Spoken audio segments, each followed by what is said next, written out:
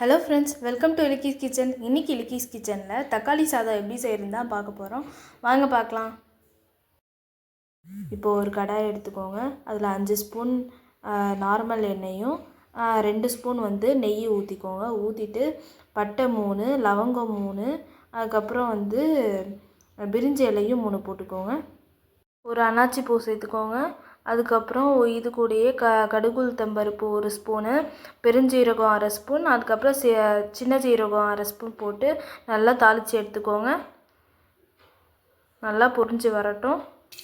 இப்போ இது கூடயே 6 பச்சை மிளகாவை பாதியாக கட் பண்ணி போட்டுக்கோங்க. உங்களுக்கு எவ்வளோ பச்சை மிளகா தேவையோ அதுக்கேற்ற மாதிரி போட்டுக்கோங்க. போட்டுட்டு நல்லா வதக்கி விட்டுருங்க. நல்லா பொரிஞ்சு வரட்டும். இப்போ இது கூடயே கட் பண்ணி வச்சுருக்க 4 வெங்காயத்தை சேர்த்துக்கலாம். சேர்த்துட்டு நல்லா வதக்கி விட்டுருங்க.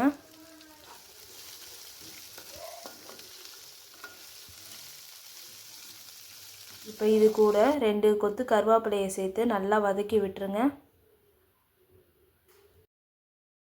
நல்லா வெங்காயம் வதங்கி வந்துருச்சு பாருங்கள். இப்போ இது கூட 1/2 ஸ்பூன் இஞ்சி பூண்டு விழுது சேர்த்துக்கோங்க. சேர்த்துட்டு நல்லா வதக்கி விட்டுருங்க. கைவிடாமல் வதக்குங்க.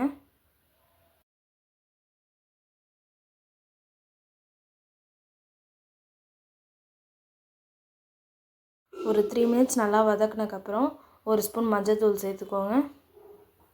சேர்த்துட்டு நல்லா வதக்கி விடுங்க.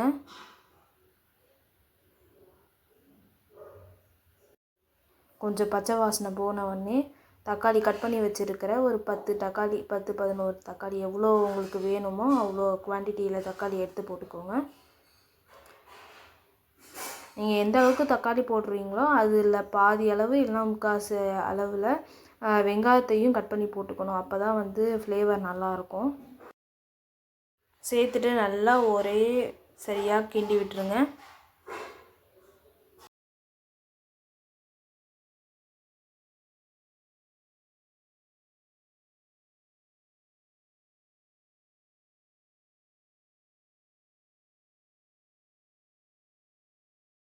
நல்லா வதக்கி விட்டுட்டே இருங்க. மீடியம் ஃப்ளேமில் வச்சு வதக்கி அந்த தக்காளியெல்லாம் நல்லா கொத்தி விடணும். இப்போ இது கூட 1 ஸ்பூன் தனி மிளகாத்தூள் சேர்த்துக்கோங்க. சேர்த்துட்டு நல்லா வதக்கி விட்டுருங்க.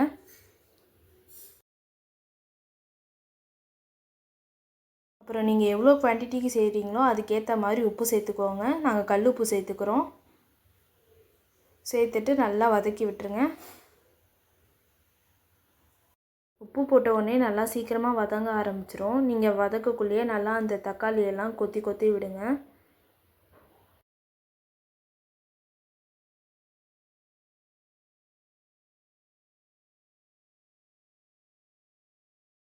நல்லா கொதித்து வருது பாருங்கள். இந்த ஸ்டேஜில் கொஞ்சோண்டு கொத்தமல்லியை கழுவி சேர்த்துக்கலாம்.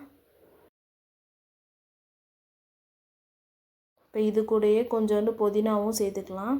நம்ம சாதமாக கிளற போகிறோம். அதனால் நம்மளுக்கு ஃப்ளேவருக்கு நல்லாயிருக்கும்.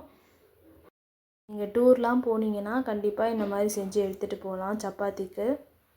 நீங்கள் அதே மாதிரி ரைஸ்க்குமே தொட்டுக்கையாக எடுத்துகிட்டு போகலாம், நல்லாயிருக்கும். இப்போ இந்த ஸ்டேஜில் கொஞ்சோண்டு கரம் மசாலாவை சேர்த்து நல்லா வதக்கி விட்டுருங்க.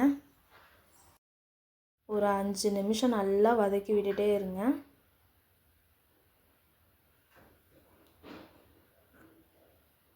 அவ்வளோதாங்க. இப்போ கிரேவி ரெடி ஆகிடுச்சு.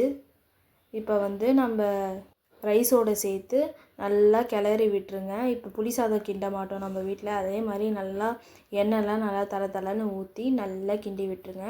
அவ்வளோதாங்க. ஒரு சூப்பரான தக்காளி சாதம் ரெடி ஆகிடுச்சு. நீங்களும் உங்கள் வீட்டில் செஞ்சு பார்த்துட்டு எப்படி இருக்குன்னு லைக் பண்ணுங்கள், கமெண்ட் பண்ணுங்கள், ஷேர் பண்ணுங்கள். தேங்க்யூ ஃபார் வாட்சிங்.